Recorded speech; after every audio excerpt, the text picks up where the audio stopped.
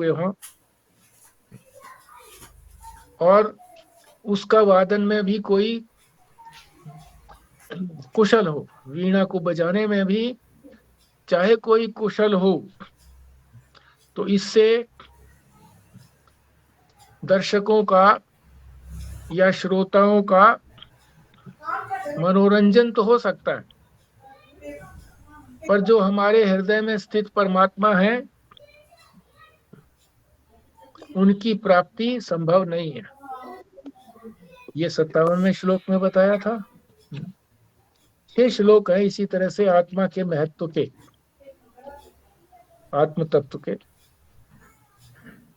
तो जिसमें से हमने कल 5 कर लिए थे, तो अभी 2-2 3-3 पंक्तियों के अंदर, वाक्यों के अंदर उनका सार बता रहा हूं मैं। 56 का सार बता दिया, 57 का बता दिया। 58 में आचार्य कह रहे हैं कि ऊंचे स्वर में बोलना या शब्दों की झड़ी लगा देना। ऊंचे स्वर में हमारे जैनी संत बोलते हैं, बहुत जोर से बोलते हैं, तेजी तेजी से बोलते हैं, ऊंचे स्वर में बोलते हैं, तो व्यक्ति प्रभावित हो जाता है। इसी तरह से शब्दों की झड़ी, अवधेशानंद जो है वो एक शब्द के और अनेक जो शब्द हैं उसी के अर्थ को बताने वाले, उनको बहुत बोलते हैं, तो ऐसे लगता है कि बहुत ज्ञानी है ये। तो शब्दों की झड़ी लगा देना या शास्त्र के व्याख्यान के अंदर कुशलता होना,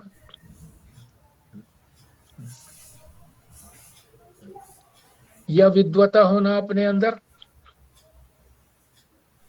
ये भी सब अपना भोग ही है।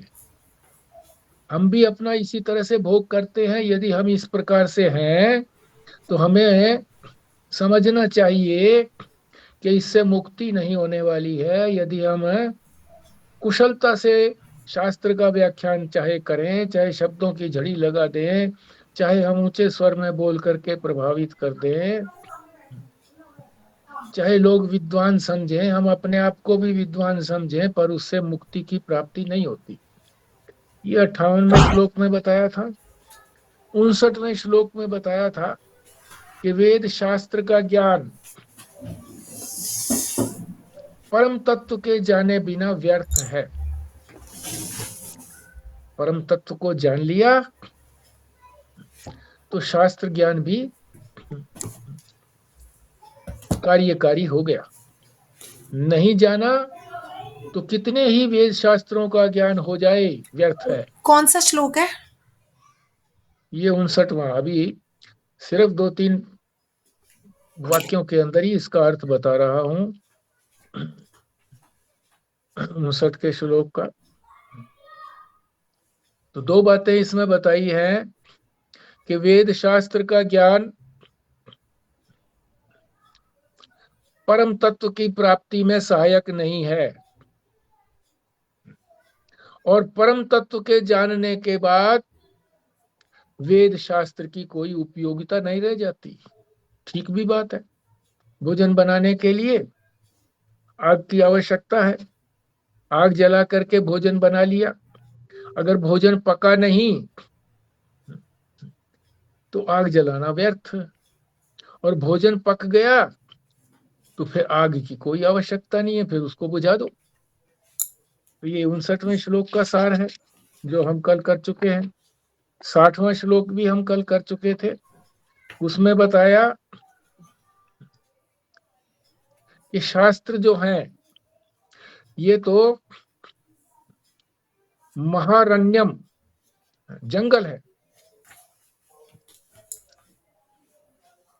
विभिन्न शास्त्र हैं, उपनिषद हैं, गीता रामायण, ये सारे शास्त्र हैं जो अपने तत्व को बताते हैं, परमात्मा तत्व को बताते हैं।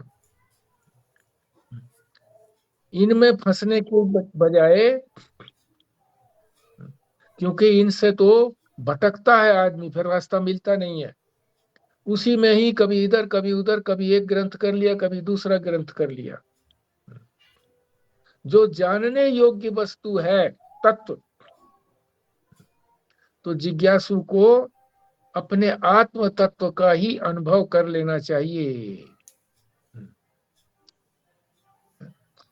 2, 3, 4 ग्रंथ जो हैं उनको ही बार बार सुन करके। एक बार तो महाराज जी, स्वामी जी से मैंने, स्वयं प्रकाश जी से पूछा था जी, मैंने कहा मांडूक्य उपनिषद और गीता, इसी पर ही मेरा जोर है, क्या ये पर्याप्त है? बोले हाँ बिल्कुल पर्याप्त है। और ये भी कहा है कि केवल मांडूक्य उपनिषद ही पर्याप्त है।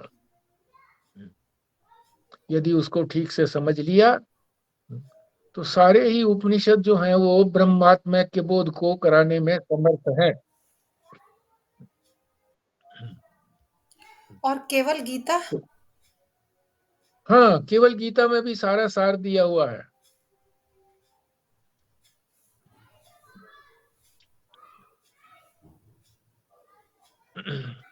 तो उसी आत्म तत्व का अनुभव करने के लिए शास्त्र रूपी जंगल में विचरने की जरूरत नहीं है, वहां व्यक्ति भटक जाता है। तो यहां तक कल हम कर चुके थे। आत्म तत्व की महिमा के 6 श्लोक आचार्य ने बताए हैं, 56 से लेकर के 61 तक। एक ही श्लोक बचा था, 61वां, तो उसी से प्रारंभ करते हैं। पहले पाठ फिर अर्थ। अज्ञान सर्प दृष्टस्य ब्रह्म ज्ञानौषधम बिना किम वेदश्च शास्त्रेश्च किम मंत्रे किम औषधई। हाँ जी, संजीव शर्मा जी। जी। अज्ञान सर्पदंष्टस्य ब्रह्म ज्ञान औषधम विना किमु वेदे च शास्त्रे च मंत्रे किमु औषधे। बल्ला जी। जी। अज्ञान सर्पदष्टस्य ब्रह्म ज्ञान औषधम विना किमु वेदश्च शास्त्रैश्च किमु मंत्रे किम औषधे। बिमला जी। अज्ञान सर्पदष्टस्य ब्रह्म ज्ञान नो औषधम विना किम वेदस्य शास्त्रैश्च किम मंत्रैः किमौषधे। पुराना जी। अज्ञान सर्वदष्टस्य ब्रह्म ज्ञानो औषधम विना किम वेदस्य शास्त्रस्य किम मंत्रे किम औषधे। स्वस्तिका जी। अज्ञान सर्पदृष्टस्य ब्रह्म ज्ञानौ औषधं विना किमु वेदैश्च शास्त्रस्य च किमु मंत्रै किमु औषधै। प्राशर जी।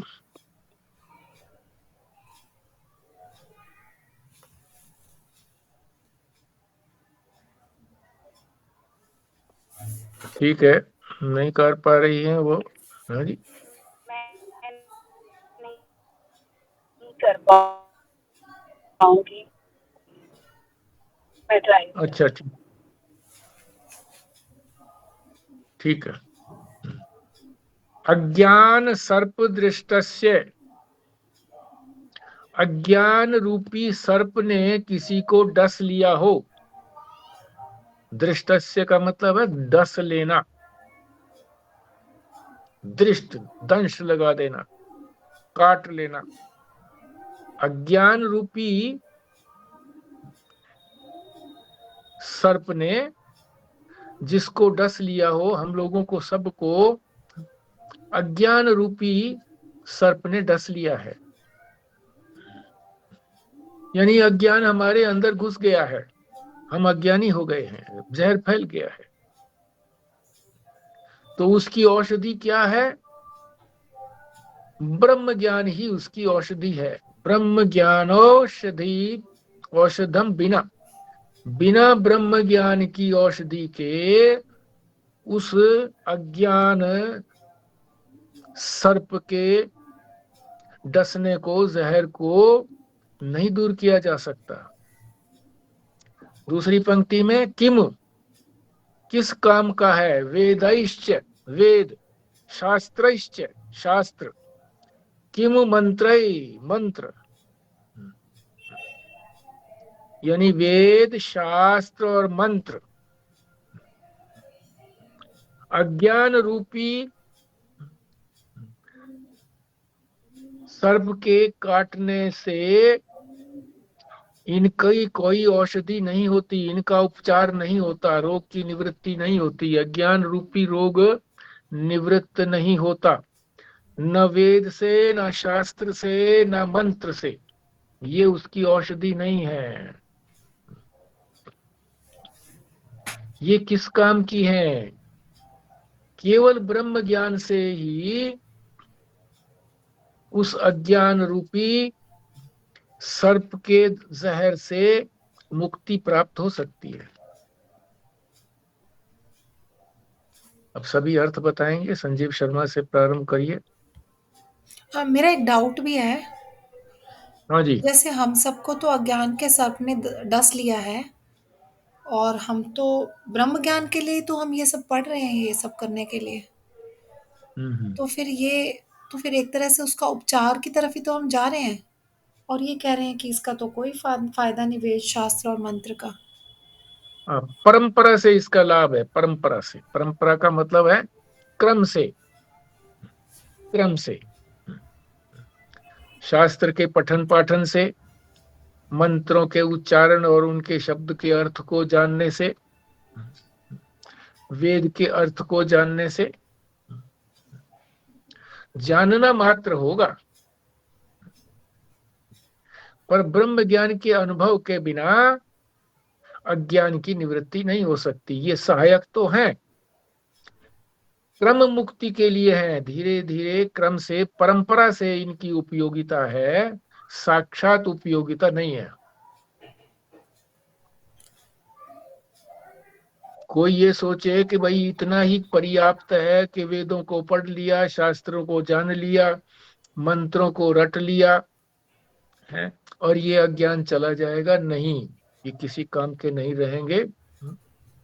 यदि इनसे योग्यता प्राप्त करके ब्रह्म ज्ञान की प्राप्ति नहीं हुई, आत्मा और ब्रह्म की एकता का ज्ञान नहीं हुआ, तो ये अज्ञान निवृत्त नहीं होगा। ये तात्पर्य है।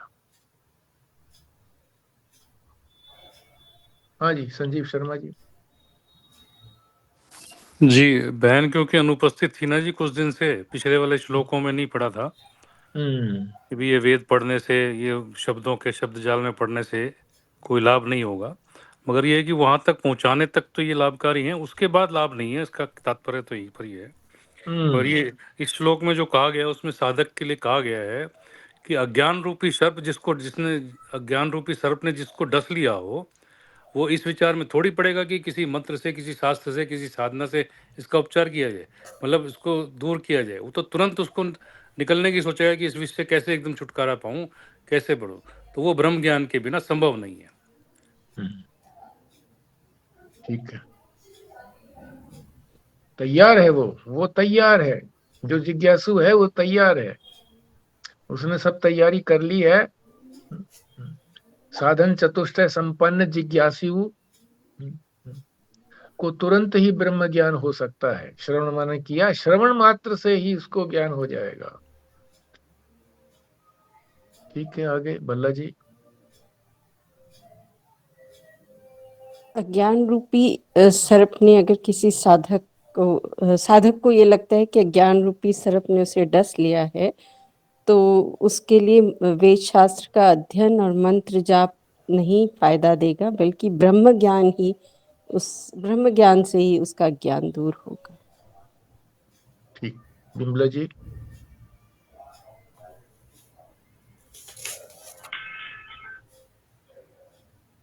अज्ञान रूपी सर्प ने जिसको डस लिया हो उसकी कोई औषधि नहीं होती, न वेद से, न शास्त्र से, न मंत्र से। सिर्फ ब्रह्म ज्ञान से ही ज्ञान हो सकता है, मुक्ति हो सकती है। ब्रह्म ज्ञान ही उसकी औषधि है। ब्रह्म ज्ञान ही उसकी औषधि है। औषधि है, हाँ जी। वेद शास्त्र मंत्र ये उसकी औषधि नहीं है, बल्कि ब्रह्म ज्ञान ही अज्ञान को निवृत्त करने का साधन है। जी पुराना जी।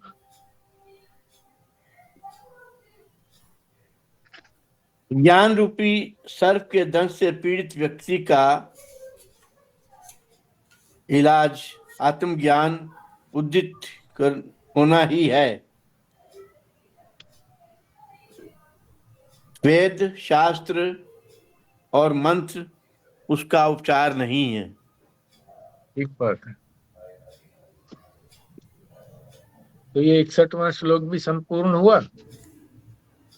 तो आचार्य ने, शंकराचार्य ने, आदि गुरु शंकराचार्य ने जो 6 श्लोक आत्मज्ञान की महत्ता के बताए थे, वो कल संपूर्ण 5 हो गए थे, एक आज हो गया, तो 6 हो गए हैं। अब अगला प्रसंग जो है वो है अपरोक्षानुभूति का। मैं तो रह गई। हाँ, अच्छा बोलो।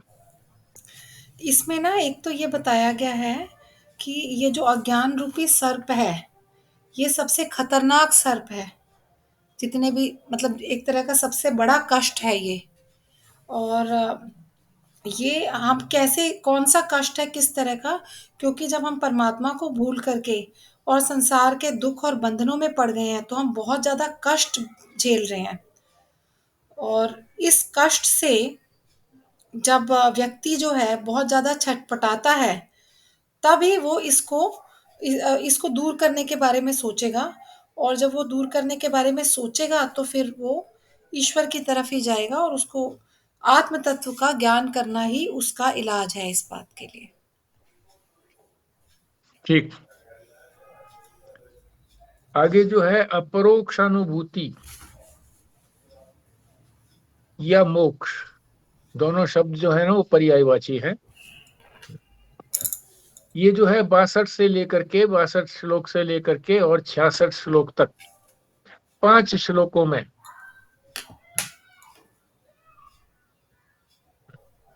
अपरोक्षानुभूति के बारे में बताया है, मोक्ष के बारे में बताया है। 62वां श्लोक का पाठ करते हैं, फिर अर्थ समझते हैं। न गच्छति बिना पानम व्याधिर औषध शब्दतः बिना अपरोक्षानुभवम ब्रह्म शब्दैन मुच्यते। हाँ जी, संजीव शर्मा जी।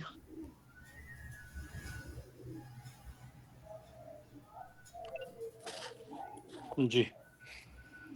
न गच्छति विना पानम व्याधि औषध शब्दतः विना परोक्षानुभवम ब्रह्म शब्दे न मुच्यते। बल्ला जी। न गच्छति विना पान व्याधि औषध शब्दता विना अप्रोक्ष अनुभवम ब्रह्म शब्दे न मुच्यते। बिमला जी।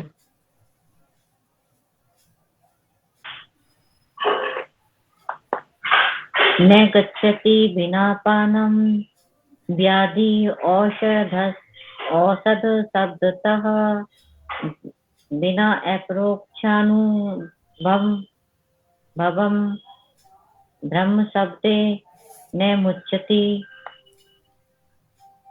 खुराना जी। न गच्छति बिना पानम व्याधि औषध शब्दता बिना अप्रोक्ष अनुभवम ब्रह्म शब्देन मुच्यते। न गच्छति बिना पानम व्याधि औषध शब्दतः बिना अप्रोक्षानुभवम ब्रह्म शब्द न मुच्यते। कृष्णा जी। हाँ जी। न गच्छति बिना पानम व्याधि औषध शब्दतः बिना अपरोक्ष अनुभवम ब्रह्म शब्देन मुच्यते। अर्थ समझते हैं जी। न गच्छति बिना पानम, बिना पान किए हुए यानी बिना खाए हुए, गच्छति माना चले जाना, औषध खाए बिना नहीं जाता है। क्या नहीं जाता है? व्याधि। औषध शब्दतः,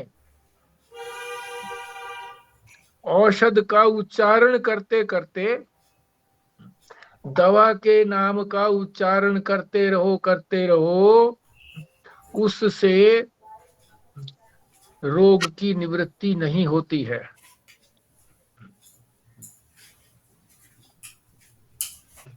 इसी तरह जैसे ये बताया ना, जैसे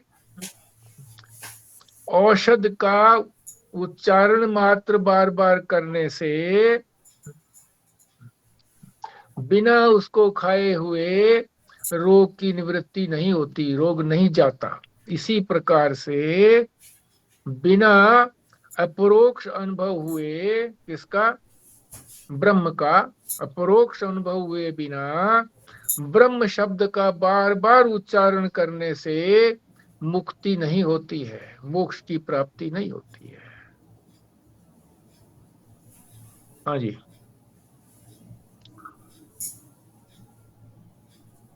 संजीव शर्मा जी।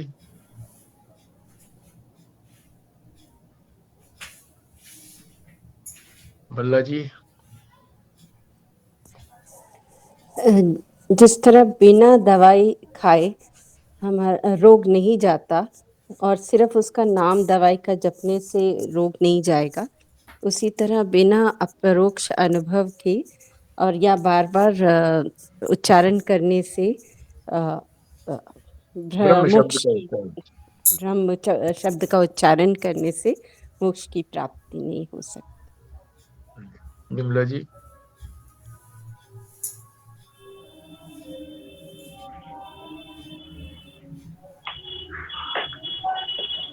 जैसे औषधि खाए बिना रोग नहीं जाता, इसी प्रकार मंत्रोच्चारण मंत्रों शब्दों द्वारा अपरोक्ष नहीं होता, मुक्ति नहीं मिलती। इसी प्रकार ब्रह्म शब्द के, इसी प्रकार से ब्रह्म शब्द के बार बार उच्चारण से रोग मुक्ति नहीं होती है,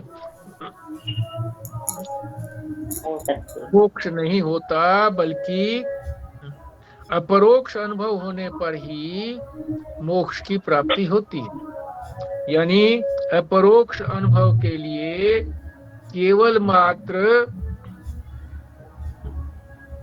ब्रह्म शब्द का उच्चारण पर्याप्त नहीं है। हाँ जी, पुराना जी।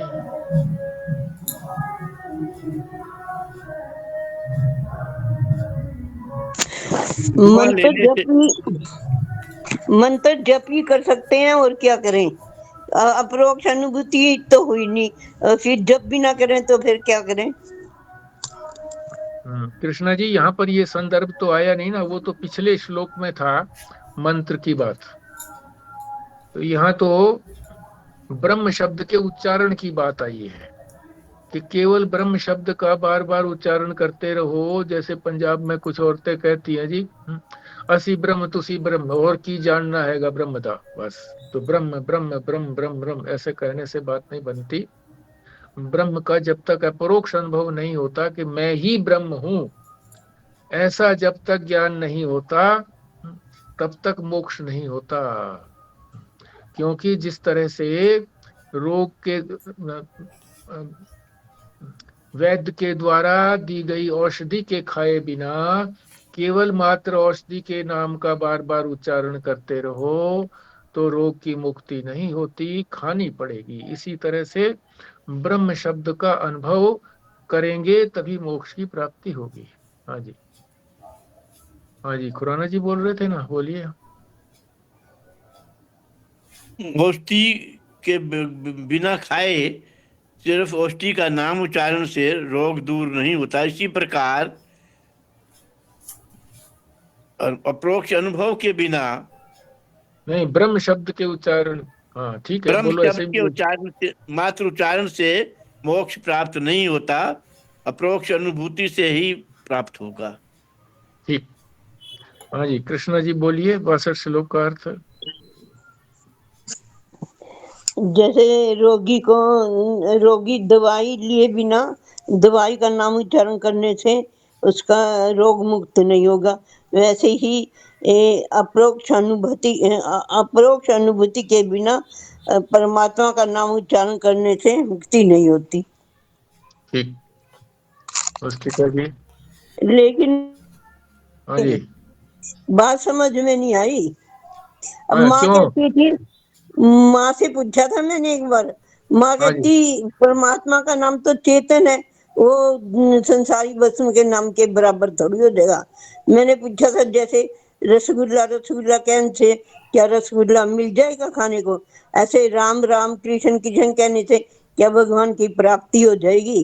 बोले ये संसारिक पदार्थ जड़ वस्तु है और परमात्मा का नाम चेतन है, उसके नाम लेने से भी परमात्मा की प्राप्ति हो जाएगी। देखो, यहाँ ये बताया गया है कि नाम उच्चारण ठीक है, प्रारंभिक साधक के लिए ये ठीक है। जो अभी संसार में रचा पचा है, संसार से उसको थोड़ा विमुख करने के लिए, थोड़ा मुंह इधर फेरने के लिए उसको कहा जाता है कि भाई ठीक है, घंटा आध घंटा तू मंत्र जप कर लिया कर, राम का कृष्ण का जो भी कोई मंत्र है उसको जप कर लिया कर। पर बाद में ये भी तो कहते हैं कि सतत जो है, सतत नामोच्चारण से भी नहीं होता, नामोच्चारण से केवल पुण्यों की प्राप्ति होती है, और पुण्यों की प्राप्ति जो है वो अनंत जन्मों तक पुण्यों की प्राप्ति करने के बाद फिर आदमी इस वेदांत ज्ञान की तरफ बढ़ता है, नहीं तो उससे पहले वेदांत ज्ञान की तरफ नहीं आता। और वेदांत ज्ञान में आने के बाद भी जब तक अपने आप को साधन चतुष्टय संपन्न नहीं कर लेता, विवेक वैराग्य षट संपत्ति और मुमुक्षा ये योग्यता नहीं आ जाती, तब तक वो जिज्ञासु भी नहीं कहा जा सकता उसको। फिर उसको जिज्ञासा होती है कि परमात्मा का स्वरूप क्या है, फिर वो श्रवण मनन निध्यासन करता है, तब जाकर के ब्रह्माकार वृत्ति होती है, तो फिर उसकी मुक्ति होती है। तो केवल मात्र चेतन होने से, कि चेतन है, शब्द ही तो चेतन है ना, मैं तो चेतन नहीं हुआ भी। जब तक मैं चेतन अपने आप को नहीं समझूं, हूं तो सही मैं भी, अभी भी मैं चेतन हूं, पर मैं तो अपने आप को चेतन जानता नहीं ना। चेतन तो किसी के साथ चिपकता नहीं है, अभी तो हम सारे संसार के साथ चिपके हुए हैं, अपने पुत्र पौत्र परिवार आदि के साथ चिपके हुए हैं, मकान के साथ, धन के साथ, अपने ज्ञान के साथ, अपनी जाति के साथ, अनेक आवरणों से हमने अपने आप को ढक रखा है। तो वो चेतन जो है ना वो लोप हो गया है, अब दिखाई नहीं पड़ता। जब तक हम इन सारे आवरणों को नहीं हटाएंगे तब तक हमारा चेतन प्रकट नहीं होगा। तो केवल नाम तो ठीक है चेतन है, पर हम चेतन नहीं हुए हैं अभी, ये तात्पर्य है। एक तात्पर्य और भी हो सकता है जी कि चेतन है और चेतन नाम भी ले रहे हैं, बट उसमें भाव ना हो। तो दूसरा तात्पर्य ये भी इनका कहने का हो सकता है कि नहीं तो कैसेट लगा दो, कैसेट में नाम जपता रहेगा तो कैसेट थोड़ी ना ब्रह्म स्वरूप हो जाएगी। मगर चूंकि अगर हम भी जान रहे हैं, अपने आप को चेतन जान रहे हैं और नाम भी चेतन है, और अगर भाव के साथ उसके साथ अगर एकात्म हो जाता है तो जरूर असर पड़ता होगा करके, अंतःकरण शुद्धि करेगा वो भी। जितना जितना जो साधन जिस चीज के लिए शास्त्र ने बताए हैं, वही साधनों से उसकी प्राप्ति हो सकती है। ये कहा जाए कि भाई कोई ज्ञान की जो सीढ़ी है उस पर अगर कोई चढ़ गया तो वो मोक्ष हो ही जाएगा, तो इसका तात्पर्य ये नहीं है कि सीढ़ी के एक पाए पर किसी ने पैर रख दिया तो वो मुक्त हो गया।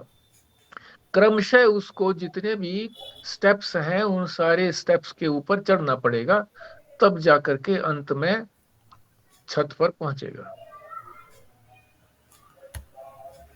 मुझे हाँ मुझे इसमें ना ये समझ आया कि अगर हमें फीवर हो गया और हमें खानी है पैरासीटामोल, पर अगर हम घर पे ही बैठे रहे तो वो बुखार नहीं ठीक होगा, बढ़ जाएगा और भी ज़्यादा, बढ़ भी सकता है वो। पर अगर हम डॉक्टर के पास जाएँ, उससे 4 बार सुने कि आपको पैरासीटामोल खानी है, फिर हम केमिस्ट के पास जाएँ, उसको बोलें और उससे खरीदें, ये सारे स्टेप्स तो करने पड़ेंगे। पर हमें अल्टीमेटली ठीक तब वो होगा, वो पहुँचने में तो हेल्प करेगा कि अगर हमने पहले 4 लोगों से सुना कि हाँ, पैरासीटामोल खानी है, 4 लोगों को बोला कि हाँ, मेरे लिए लेके आओ पैरासीटामोल, तो वो हेल्प तो करेगा पैरासीटामोल लाने में, पर ठीक तो तभी होगा ना जब हम पैरासीटामोल खा लेंगे। तो अल्टीमेटली मतलब वो बीमारी तो तभी ठीक होगी, अज्ञान तो तभी ठीक होगा जब हम ब्रह्म ज्ञान की प्राप्ति हो जाएगी। पर वहां तक पहुंचने के लिए जो हमें एफर्ट करने हैं, जो आप क्रमशः मुक्ति की बात या क्रमशः स्टेप्स की बात कर रहे हो, वो तो करने ही पड़ेंगे। तो ये दवाई के एग्जाम्पल से तो बहुत अच्छा समझ आ रहा है इसमें। ठीक बात है। जैसे मान लीजिए बुखार हो गया और हल्का फुल्का यानी बुखार है, उसकी अभी कोई डायग्नोसिस नहीं है, बुखार हो गया, किसी वजह से हो गया, थकान की वजह से हो गया, किसी और वजह से हो गया, पैरासीटामोल खा लिया तो उतर गया। अब कोई ये कहे कि जी मैं तो डॉक्टर हो गया, ये लो पैरासीटामोल, किसी को भी बुखार चढ़ा हुआ है, उसको निमोनिया हो गया तो पैरासीटामोल से नहीं जाएगा, टेम्परेरी उतर जाएगा, जब तक रोग की उचित औषधि नहीं हो तो रोग नहीं जाएगा। तो चला भी गया रोग और नहीं भी गया, एक को चला गया रोग और दूसरे को रोग नहीं गया उसी दवाई से। तो ये राम नाम की जो औषध है, ये यही है कि भाई राम नाम का औषध लेते रहोगे तो संसार से कुछ न कुछ नाता टूटेगा, संसार में ही फंसे हुए हैं, उसी से मुक्ति की बात करनी है। तो आगे बढ़ने में सहायक हो सकता है ये राम नाम, चेतन होने पर। ये तो ठीक है, चेतन है, भगवान चेतन है तो उसका नाम भी चेतन है, पर हम अभी चेतन हुए नहीं है। चेतन के लिए जो स्टेप्स हैं उनको करना पड़ेगा। हाँ जी,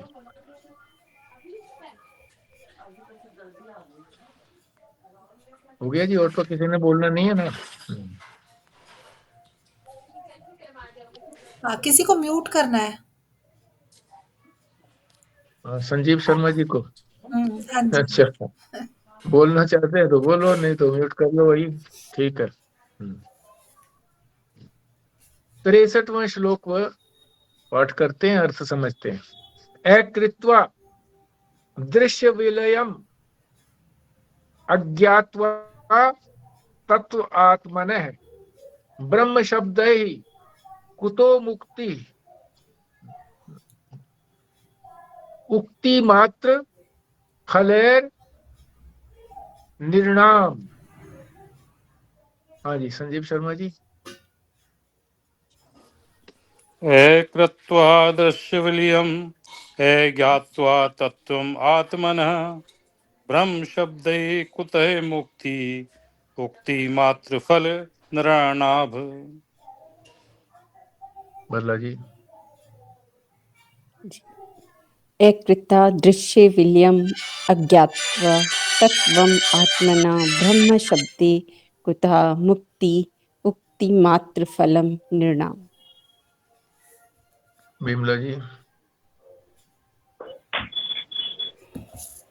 अकृत्वा दृश्य विलयम् अज्ञात्वा तत्त्व आत्मनः ब्रह्म शब्दे कुतः मुक्ति युक्ति मात्र फले निर्णाम। खुराना जी। अकृत्वा दृश्य विलयम् अज्ञात्वा तत्त्वमत् आत्मना ब्रह्म शब्दे कुत मुक्ति रुक्ति मात्र फले निर्णाम। कृष्णा जी। कृत्वा दृश्य विलयम् अज्ञात्वा तत्त्वम् आत्मनः ब्रह्म शब्द ही कुत है मुक्ति ही उक्ति मात्र फले निनाम। स्वस्तिका जी।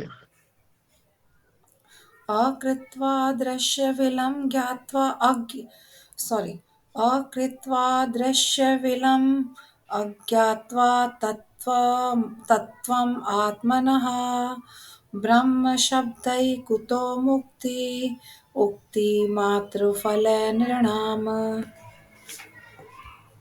हाँ जी, अर्थ समझते हैं। अकृत्वा, बिना किए। क्या बिना किए हुए? दृश्य विलयम, ये जो हमको सारा दृश्य दिखाई देता है ना, यह रूप से सारा संसार जो भी कुछ हमको दिखता है, जो भी अनुभव में आता है, इसको विलय किए बिना। विलय का मतलब है कि ये है ही नहीं, इसको विलय कहते हैं कि है ही नहीं ये। इसको विलय किए बिना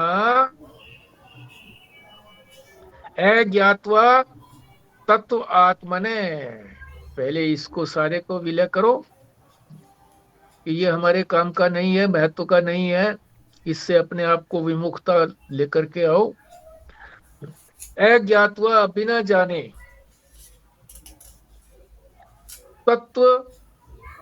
तत्वम आत्मने, आत्म तत्व को जाने बिना केवल मात्र विषय को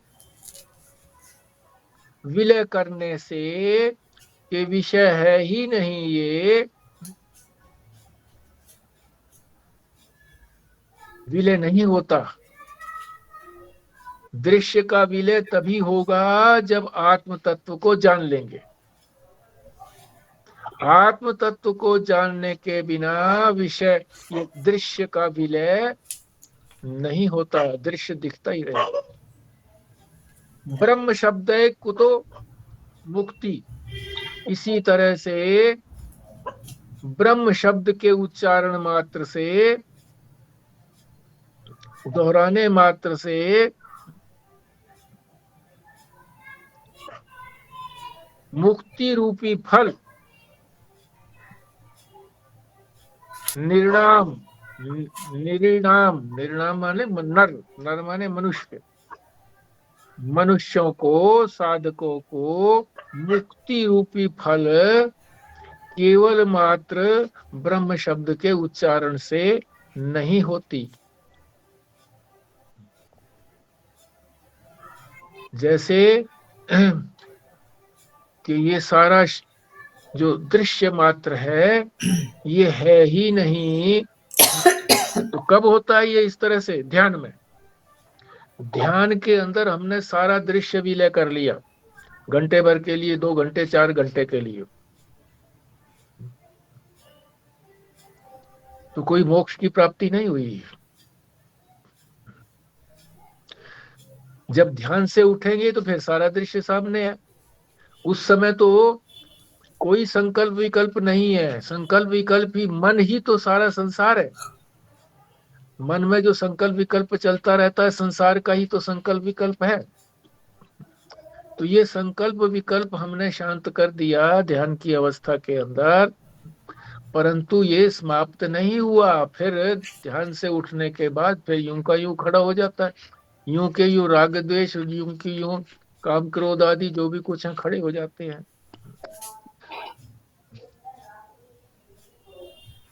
इसी तरीके से ब्रह्म शब्द के मात्र उच्चारण से, बार बार उच्चारण से कि ब्रह्म ब्रह्म ब्रह्म ब्रह्म, इससे उच्चारण से, या अहम ब्रह्मास्मि के उच्चारण मात्र से, साधना तो है ये अहम ब्रह्मास्मि अहम ब्रह्मास्मि अहम ब्रह्मास्मि, मगर ये अहम ब्रह्मास्मि कर कौन रहा है? ये हमारा अहंकार ही तो कर रहा है, ये कर रहा है। तो इसके उच्चारण से नहीं होता जब तक ये ब्रह्म का अनुभव नहीं होता कि मैं ब्रह्म ही हूं। तब तक मनुष्यों को, तब तक साधकों को फल की प्राप्ति नहीं होती। जब तक आत्मज्ञान नहीं हो जाता तब तक ये दृश्य विलय नहीं होते। और इसी तरह से जब तक शब्द रूपी ब्रह्म को अपने अंदर नहीं उतारते, ब्रह्म को अनुभव नहीं करते हैं, ब्रह्मात्मा के बोध नहीं करते हैं, तब तक मुक्ति रूपी फल की प्राप्ति नहीं हो सकती। हाँ जी, संजीव शर्मा जी।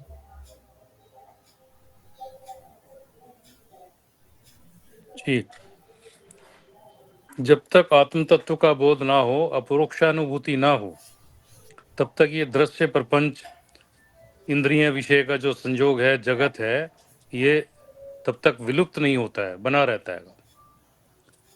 उसकी विशेषता यही बताई है करके कि इसमें आत्म तत्व का बोध जरूरी है। खाली भ्रम करने से या शास्त्र के वचनों को रटने से, याद करने से लाभ नहीं है। तब तक जब तक ब्रह्म की प्राप्ति ना हो जाए, तब तक साधन में लगे रहें। ब्रह्म तत्व की प्राप्ति ही मोक्ष है। ठीक, बोला जी। जो संसार हमें दिखता है, जब तक कि ये इसका ये नहीं है ऐसा सोच ले, और तब तक संसार विलय नहीं हो जाता, मीन्स। और ब्रह्म शब्द को हम जितना भी बार बार उच्चारण कर ले, साधक को मुक्ति फल नहीं मिलेगा। आत्म तत्व को जाने बिना नहीं मिलेगा मोक्ष। जाने बिना। विमला जी।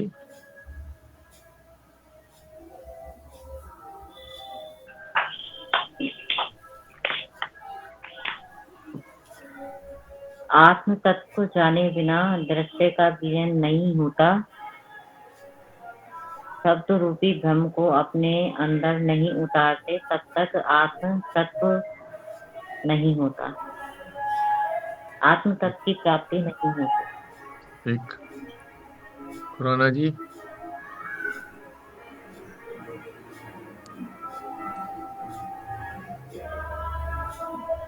इस श्लोक में आचार्य मानव साधकों को समझा रहे हैं, बातें कम करो, साधना में लग जाओ। यानी कि अप्रोक्ष ब्रह्म शब्द के दोहराने से हम मुक्ति नहीं मिलती, अप्रोक्ष अनुभूति से जब ही मुक्ति मिलती है। ठीक है।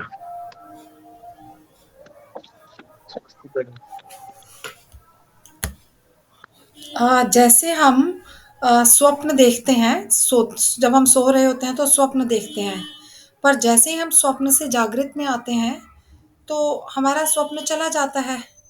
और इसी प्रकार हम जागृत में रहने पर भी जिस दिन हमारा आत्म तत्व, हमारी चेतना जागृत हो जाएगी, उस दिन हम इस संसार को भी स्वप्न की तरह से समझेंगे। इसका मतलब कि हमें आत्मानुभूति हो गई। उससे पहले तक अगर हमें कभी-कभी थोड़े समय के लिए होती भी है आत्मानुभूति, तो वो क्षणिक ही है। तो यहाँ पर यही कहा गया है कि जब तक ये आत्मानुभूति ना हो जाए, जब तक ये पूरे संसार का दृश्य प्रपंच की समाप्ति ना हो जाए, तब तक हमें अपने प्रयास में लगे रहना चाहिए। खाली बोलते रहने से, ब्रह्म ब्रह्म बोलने से ही मुक्ति का अनुभव नहीं हो सकता। तो जैसे खुराना अंकल ने भी बोला, और वैसे भी इसमें भी कहा गया है कि इसके कहने का यहाँ पर ये मतलब भी है कि बातें कम करो और साधना करो ताकि आत्मानुभूति हो पाए। ठीक है। जैसे सुषुप्ति में मोक्ष, हाँ जी, मैं रहेगी। मोक्ष प्राप्ति के लिए समस्त मनोवृत्तियों को समेटकर आत्म तत्व को जानने के लिए उन्मुक्त रहना चाहिए, और ध्यान की ऊंची स्थिति में दृश्य जगत चेतना में नहीं रह जाता, और जब दृश्य जगत का विलयन हो जाता है तो आत्म अनुभूति हो जाती है। इसको ऐसे भी समझ सकते हैं हम, जैसे सुषुप्ति के अंदर, गहरी नींद के अंदर सारा दृश्य प्रपंच विलय हो जाता है, कोई दृश्य नहीं होता, दिखाई नहीं देता, कुछ भी नहीं दिखाई, अपना भी कुछ नहीं पता होता।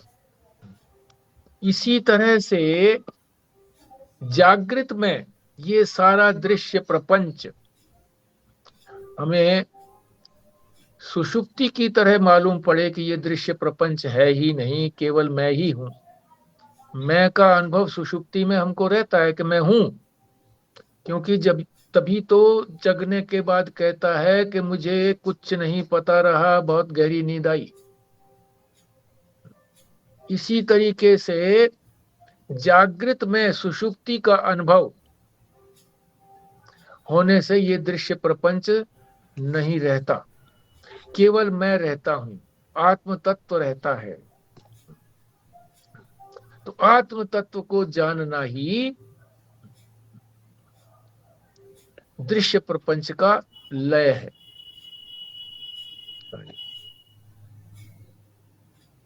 तो ऐसा लगता है कि भी आज यहीं तक 63 तक ही रहने देते हैं। 64 और 65 का जो श्लोक है,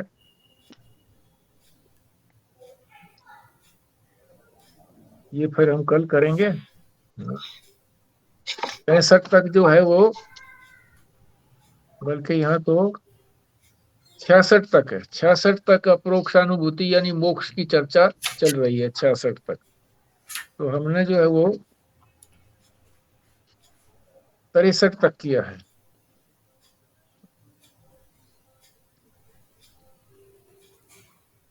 तो आपसे एक और चर्चा करनी थी एक बात की। स्वामी प्रज्ञानानंद कलकत्ता के शंकर मठ के महामंडलेश्वर हैं। वो जो है हर साल फरवरी के महीने में संन्यास आश्रम दिल्ली में आकर के प्रवचन करते हैं 1 मास के लिए। और फिर जो है वो जिस वक्त ये वार्षिक उत्सव होता है तब आते हैं। तो उनसे वो स्नेह रखते हैं अपने पर। एक बार संजीव शर्मा ने जी अपने घर पर बुलाया था, पिछले साल की शायद बात है वो। कृष्णा जी भी वहां पर उपस्थित थी और उन्होंने पूछा था कि भाई हाँ बोलो, क्या बोलना है। तो कृष्णा जी ने कहा था कि दक्षिणामूर्ति स्तोत्र का आप अर्थ बताइए, एक श्लोक का, विश्वम दर्पण दृश्यमान। तो उन्होंने बड़े अच्छे तरीके से उसका अर्थ समझाया था, बड़ा अच्छा लगा था। तो आज अचानक सुबह मुझे ध्यान आ गया कि वो यहाँ आए हुए हैं। 2 दिन पहले उनसे बात हुई थी, 10 मिनट तक, लगभग 15 मिनट तक बात हुई थी। उनकी चर्चा भी हुई थी और भी चर्चा हुई थी। तो मैंने पूछा था, मैंने कहा जी अगर हम कोई अपनी शंका रखें तो आप बता पाओगे कि बता दोगे? बोले हाँ कोई बात नहीं है, मैं खाली रहता हूँ, बता दूंगा। सुबह सुबह उनके 2 प्रवचन होते हैं। एक प्रवचन समूह के अंदर होता है जो नित्य कथा होती है, और एक जो है वो जो जिज्ञासु हैं 5-4 लोग, वो उनके पास ऊपर चले जाते हैं, वहां उनको पौना घंटा किसी अन्य विषय के ऊपर चर्चा करते हैं। तो मन में ये आया था कि आज उनका लाभ उठा लिया जाए, उनसे प्रार्थना की जाए। अगर वो सहमत हो तो दक्षिणामूर्ति स्तोत्र भगवान आदि गुरु शंकराचार्य द्वारा रचित है। 10 स्तोत्र हैं ये। इन स्तोत्रों के अंदर भक्ति और ज्ञान का सामंजस्य है, दोनों भी बातें बताई गई हैं इसमें। तो अच्छे मंत्र हैं। तो एक दिन में एक मंत्र का अगर वो व्याख्यान कर दें, हमें समझा दें नेट के ऊपर, तो हम इसी समय को यूटिलाइज कर लें, अपने इस सत्संग को 10 दिन के लिए पोस्टपोन कर दें और वो उनसे मार्गदर्शन ले लें 10 श्लोकों का। तो ये बड़े प्रसिद्ध स्तोत्र हैं। स्तोत्र कहते हैं स्तुति पाठ, यानी स्तुति करने के लिए परमात्मा की स्तुति की गई है, भगवान दक्षिणामूर्ति की स्तुति की गई है 10 श्लोकों के अंदर। तो ये भक्ति के भी हैं और ज्ञान का प्रसंग भी है। तो मैंने उनसे प्रार्थना की थी, वो सहमत हो गए। पर उन्होंने कहा था कि भाई आज चतुर्दश है, चतुर्दशी 14, कल है पूर्णमासी, और फिर उसके बाद है पड़वा पहली। तो पड़वा को प्रारंभ नहीं करते हैं कोई भी पाठ, और किया हुआ हो तो भी नहीं बोलते हैं उसको, पढ़ते नहीं है, उस दिन छुट्टी रखते हैं। तो बोला दो दो से जो है ना हम शुरू कर देंगे, यानी कल और परसों को छोड़ करके परले दिन से, यानी 14 तारीख से वो सहमत हो गए कि हाँ ठीक है, मैं नेट के ऊपर हमारी चर्चा हो जाएगी। पर उन्होंने ये कहा था कि मेरे पास पुस्तक नहीं है। तो मैंने कहा जी वो पीडीएफ जो है उससे काम नहीं चलेगा क्या? वो कहने लगे नहीं, पीडीएफ से ठीक नहीं रहता है। मैंने कहा जी पुस्तक तो है विद्यालय के अंदर। तो वो कहने लगे कि है तो होगी तो सही, पर ये अस्त व्यस्त हो रहा है, पुस्तकालय का काम कोठारी भी नहीं है, और जिसको अब ये काम संभाल रखा है, पाठशाला का दोबारा से निर्माण हो रहा है, सारी टूट गई है, तो वो लाइब्रेरी जो है अस्त व्यस्त है। फिर भी बोला मैं प्रयत्न करता हूँ, अगर वो मिल गया तो ठीक है, उनसे पूछ लूंगा मैं परसों, अगर नहीं हुआ तो कोई ना कोई और व्यवस्था करेंगे कि उनके पास पुस्तक पहुंच जाए।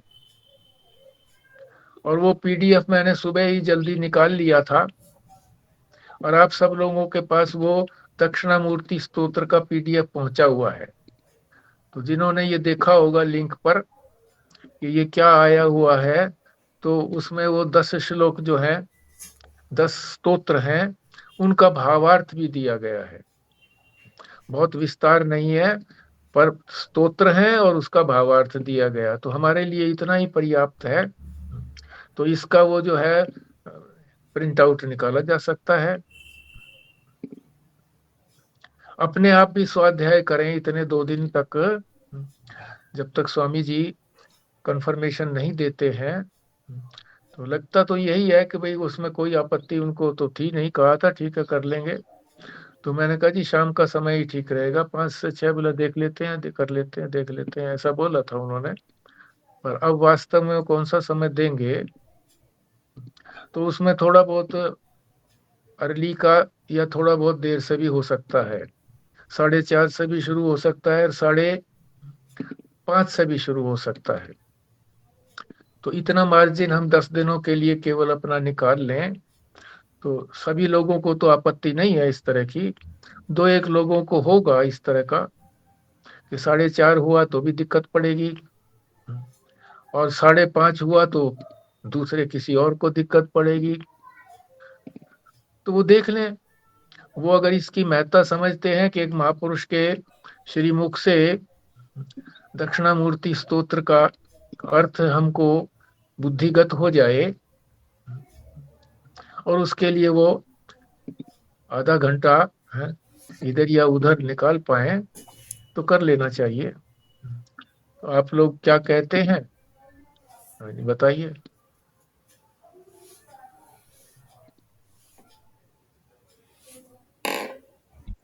जब करना चाहे जब ही कर ले, हमें कोई परेशानी नहीं है। ठीक ठीक, और बोले।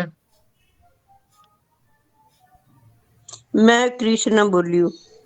हाँ मुझे पता लग गया जी, ठीक है, आवाज से भी पता लग गया, वैसे भी पता लग जाता है, सामने से देख करके नाम आ जाता है आप लोगों का। हाँ जी, और बोले।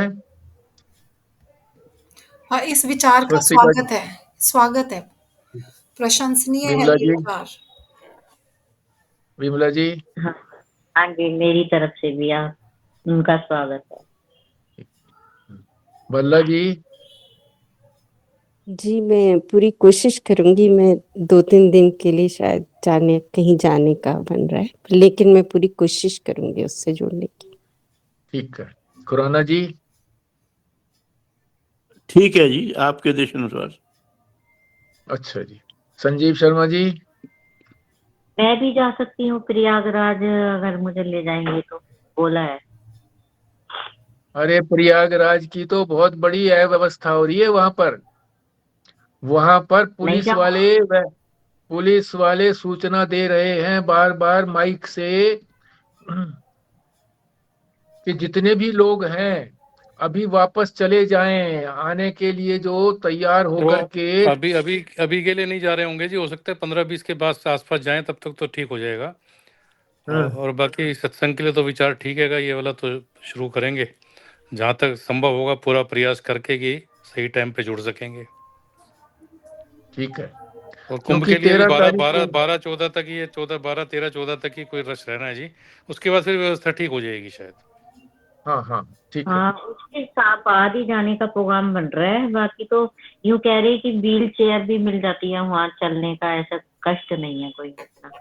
अब पता नहीं ऐसा तो कुछ नहीं है जी, भीड़ में व्हील चेयर कहाँ चलेगी। हाँ ये हाँ, स्वस्तिका तो अभी हो गया, ये फर्स्ट हैंड एक्सपीरियंस है। क्या कहते हो बहन जी आप? मैं भी यही आपकी वाली बात ही कहना चाहती थी कि वहां पे बहुत ज्यादा अव्यवस्था है। 25-25, 30-30, 40-40 किलोमीटर चलना पड़ता है। वैसे लोग कहते हैं कि वहाँ बाइक मिलती है, बैटरी रिक्शा मिलती है, बहुत सारी चीजें मिलती भी हैं। पर आंटी जैसे आपकी हालत थोड़ी ठीक नहीं है, मतलब हमारे जैसे लोगों को भी बहुत ज्यादा दिक्कत हुई और अभी बहुत ज्यादा रश है। जैसे 14 तारीख तक उन्होंने सारी ट्रेन बंद कर दी है वहां पर। कोई ट्रेन जिन्होंने बुकिंग भी करा रखी है वो भी अब वहां नहीं जा पाएंगे। सब बंद कर दिया है और लोगों को बहुत लंबा लंबा ट्रैफिक जैम है।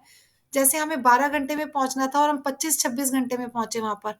तो व्हील चेयर्स की तो कोई बात ही नहीं है, मतलब वो तो वर्क ही नहीं करेगी कुछ भी वहां पर ना। जब 25 किलोमीटर आपको व्हील चेयर पे कौन लेके जाएगा, 30 किलोमीटर, 40 किलोमीटर मुश्किल हो जाएगी बहुत ज्यादा। खाने पीने की भी और बाकी सब चीजों की बहुत अव्यवस्था है, क्योंकि कोई भी इतने करोड़ों लोगों का इंतजाम वहां नहीं कर सकता जितना भी ज्यादा वो उसका फैसिलिटेट कर दें उसको। तो मैं तो सजेस्ट करूंगी ठीक आप है, बिल्कुल नहीं मैं जाना, कैंसिल कर क्योंकि देती बहुत ज्यादा हूँ। नहीं मुश्किल में जाना। गए और बहुत ज्यादा मुश्किल में वापस आए। पर स्नान कर लिया हमने कुछ करके। नहीं, वैसे तो आज मेरा नेट 14 के बाद का था, लेकिन फिर इतनी ज्यादा अव्यवस्था है तो फिर मैं कैंसिल कर देती हूँ, नहीं जाऊँ। आज नेट पर देखा था मैंने, वही जी पुलिस वाला वैन पे खड़ा हुआ घोषणा कर रहा था माइक से कि जो जहां पर है, चाहे वो अपना 10 किलोमीटर आ गया है अपने चलने के स्थान से, वो वापस चला जाए, क्योंकि 300 जहां बिला हम खड़े हैं वहां से आगे 300 किलोमीटर तक जाम पड़ा है, 300 किलोमीटर तक। तो इसलिए हम जहाँ खड़े हैं वहां बाईपास भी है, मतलब यू टर्न करके आप वापस जा सकते हैं। बार बार ये घोषणा कर रहा था।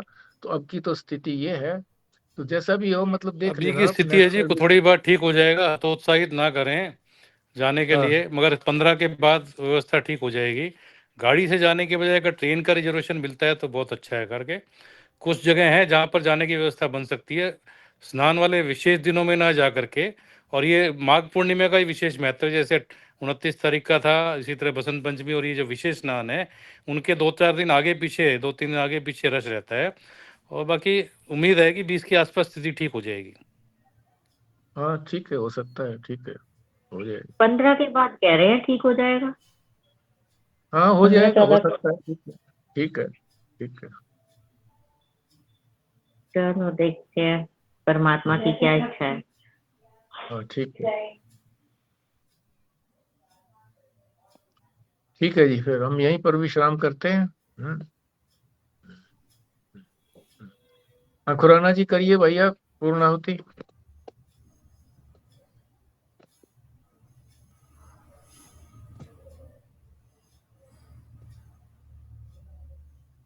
ओम पूर्णमदः पूर्णमिदं पूर्णात् पूर्णमुदच्यते पूर्णस्य पूर्णमादाय पूर्णमेवावशिष्यते।